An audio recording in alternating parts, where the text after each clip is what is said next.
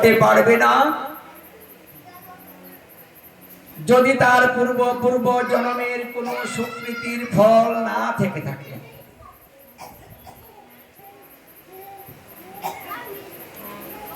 এটা তারাই করতে পারে যাহারা ভাগ্যবান ভাগ্যবতী, সুকৃতি নিয়ে কলিকালে জন্ম নিয়েছে। এই সুদুর্লভ মনুষ্য জনম তাহারাই সার্থক করিতে পারে।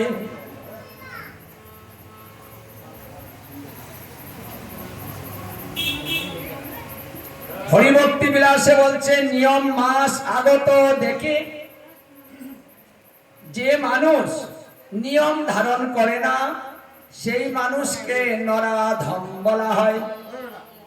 নরের মধ্যে অধম হয় যদি নিয়ম মাসের নিয়ম ধারণ না করে, আমিষ বর্জন না করে।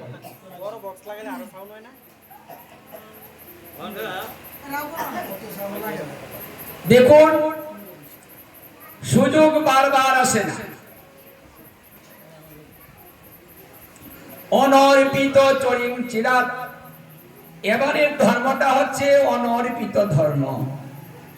যে ধর্মটা কোনো কালে, কোনো মনন্তরে, কোনো কল্পে, কোনো যুগে দেওয়া হয়নি, প্রকাশ করা হয়নি, এই ধর্মটাই হচ্ছে অনর্পিত ধর্ম।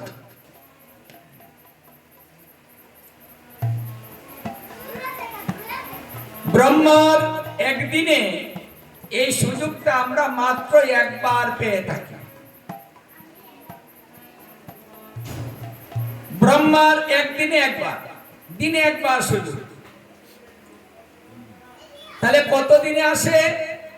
ব্রহ্মার একদিন আমাদের 432 কোটি বৎসর।